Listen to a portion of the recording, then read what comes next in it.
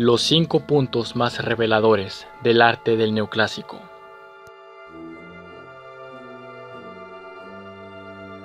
Número 5.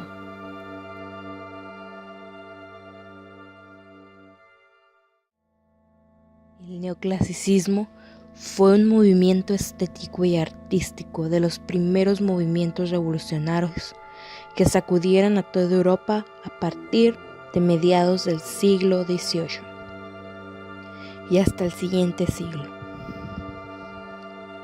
Surgió con el pensamiento de oponerse a la estética ornamental y recargadísima del movimiento barroco al que sucedió.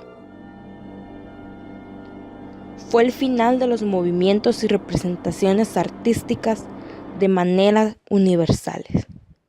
Decir, este estilo de arte afectó a todo el mundo y a todos los estilos de arte. Se podría decir que el arte neoclásico es un movimiento social, moral, filosófico e intelectual que está unido y enlazado a ideales ilustrados. Esta clase de arte se podía observar en todo el mundo, pero este estilo de arte se asentó en Francia, principalmente en París, reemplazando a Roma como la nueva capital artística.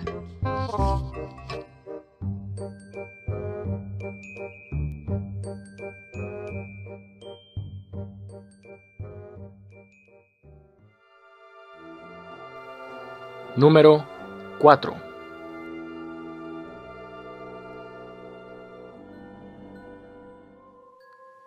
Características del arte neoclásico.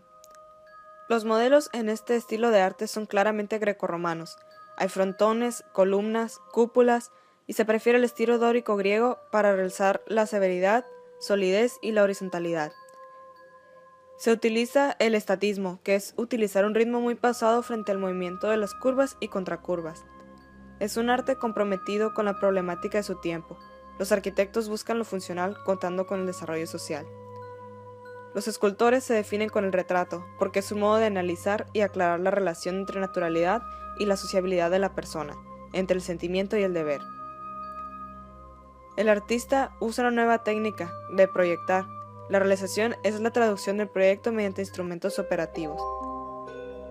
El arte neoclásico cumple una tarea educativa cívica, en lugar de antigua función que era religiosa. Este artista ya no aspira al privilegio del genio, sino al rigor de lo teórico, los proyectos realizables. Se reduce a lo esencial, no da lugar a crear interpretaciones. Los temas utilizados son de dioses mitológicos que se alzan imponentes por encima de los mortales, y los héroes aparecen victoriosos. Los personajes históricos son pacientes, sobrios y abnegados, son ejemplos morales de conducta. Por último, el paisaje se pone de moda. Los restos arqueológicos reales, en especial, se busca recrear vistas de ciudades con recreaciones costumbristas.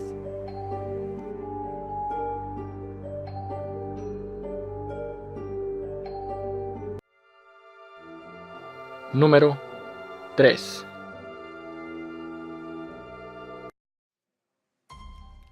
Arquitectura neoclásica. Puede ser clasificada como una ramificación de las artes morales y sociales. Destacan construcciones y edificios que tienen como fin poder mejorar la calidad de vida humana, por ejemplo los teatros, bibliotecas, museos, parques, hospitales, entre otros edificios que tienen naturaleza monumental. Con este nuevo desarrollo se crean nuevas ideas y movimientos, entre ellos destacamos la crítica que defiende la funcionalidad que tienen dichas construcciones y además defiende también la necesidad de construir un edificio que no solo sirva para decorar el entorno, sino que además sea constructivo y con un oficio práctico y fundamental. Todas estas nuevas ideas crean una imagen e idea de la arquitectura, o sea que de verdad es aquella que se construye con sentido común. Sin embargo, durante el periodo neoclásico aparecieron unos nuevos arquitectos denominados como utópicos, innovadores e idealistas, que pasaron a representar las construcciones basándose en las formas geométricas. Estos grupos traen como consecuencia una tercera clasificación de arquitectura llamada arquitectura pintoresca en el siglo XVIII. Giovanni Battista Piranesi es un artista italiano nacido en 1720, arquitecto y grabador. Fue un grabador importante en esta época por realizar el registro de todos los descubrimientos arqueológicos romanos de la época. Sus producciones e interpretaciones de los antiguos monumentos romanos recién descubiertos fueron fuente de inspiración para los demás artistas neoclásicos. Sus obras más importantes fueron Las prisiones. En ellas transformó las ruinas romanas en fantásticos y desmesurados calabozos, dominados por enormes y oscuros pasadizos, empinadas escaleras e increíbles alturas y extrañas galerías que no conducen a ninguna parte, y también los grabados sobre la arquitectura romana. Escultura neoclásica. Se trabajaba principalmente con mármol blanco. No eran demasiado llamativas, ya que querían darle un aire de esculturas con gran antigüedad, y por ello lo que destacó de la escultura neoclásica fue la sencillez y la tranquila belleza que tenían sus obras.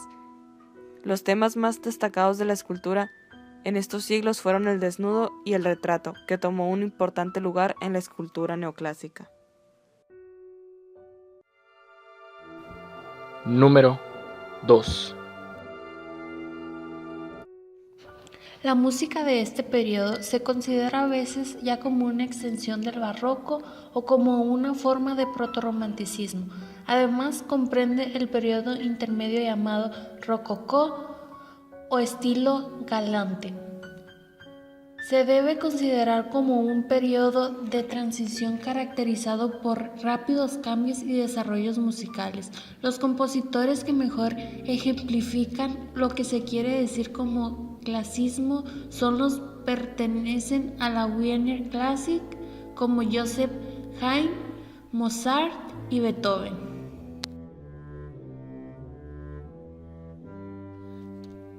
Al comienzo del siglo XVIII se inició la literatura neoclásica con los reyes de la Casa de Borbón y con ellos la influencia francesa. La literatura neoclásica se vincula al pensamiento y a la acción social a través de 6 principios: el orden, equilibrio, lógica, razón, corrección y dominio de las emociones. Se podría decir que es una connotación despreciativa a la imitación del arte clásico grecolatino, aún más tratándose de la literatura neoclásica. Géneros literarios neoclásicos más usados fueron la poesía lírica, el ensayo, el teatro y la fábula. Entre los autores más importantes podemos encontrar a Juan Meléndez con su obra Doña Elvira, a José Iglesias con su obra La niñez laureada, a Tomás de Iriarte y su obra El burro flautista, a José Cadalso y su obra El buen militar a la violeta.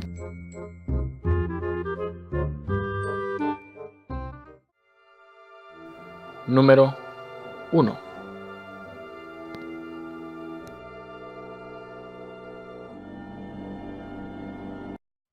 Sin duda, el neoclasicismo es el arte asociado con la Ilustración y traslada el lenguaje pictórico de algunos principios, como lo son la racionalidad, la claridad, la sencillez y sobre todo el equilibrio.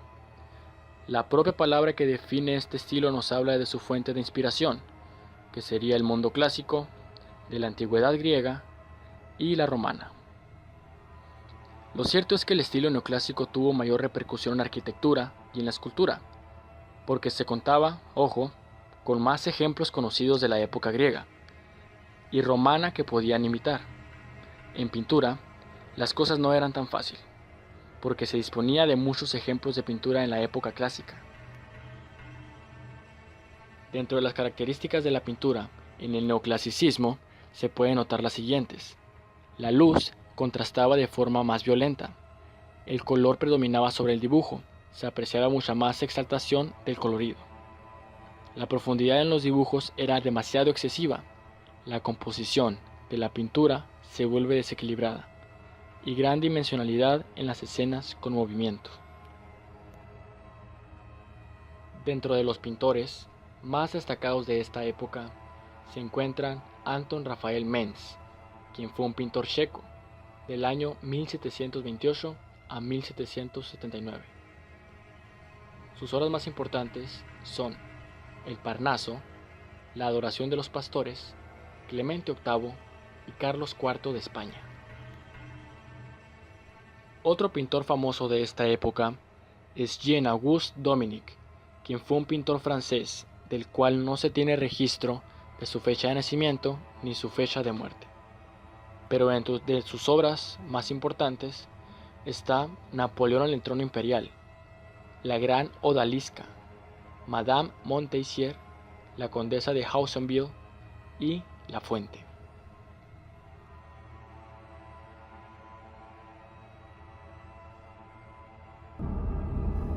Si el video te gustó, mi libro